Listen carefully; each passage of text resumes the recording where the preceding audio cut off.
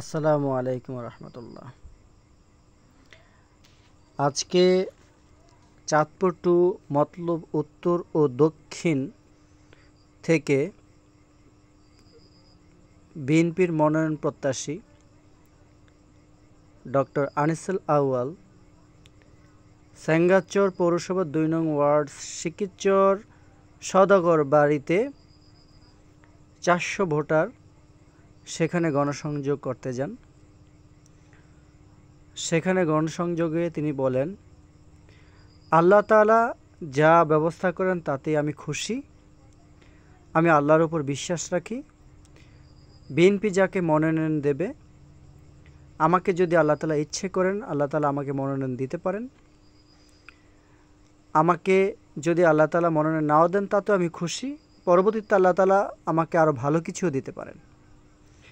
এ সময় উপস্থিত ছিলেন মতলব উত্তর উপজেলা যুবদলের সাবেক যুগ্ম আহ্বায়ক জনাব দিনার, বিএনপি নেতা সারওয়ার আলম, বিএনপি নেতা রিপন, বিএনপি নেতা আরও অন্যান্য নেতাকর্মীরা উপস্থিত ছিলেন সেঙ্গাচর পৌরসভার আরও বিজ্ঞজনেরা। মিটিং শেষে তৃপ্তভাবে সবার সাথে ডক্টর আনিসুল আউয়াল সহকারে সবার সাথে খিচুড়ি খাওয়ার অনুষ্ঠান করেন। এই মতলব উত্তরে উনি একজন প্রাঞ্জল ব্যক্তি, স্বচ্ছ ব্যক্তি।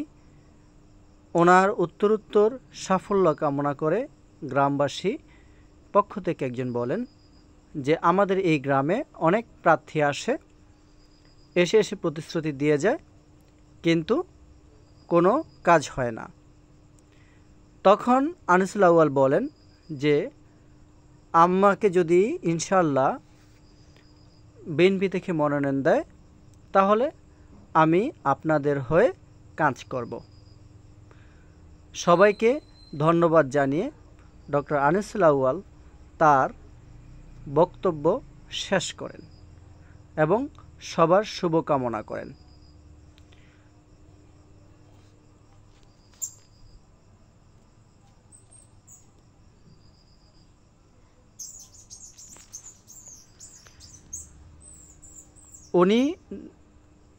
উনি একজন ভ্রমণপ্রিয় মানুষ। উনি ভ্রমণ করতে পছন্দ করেন।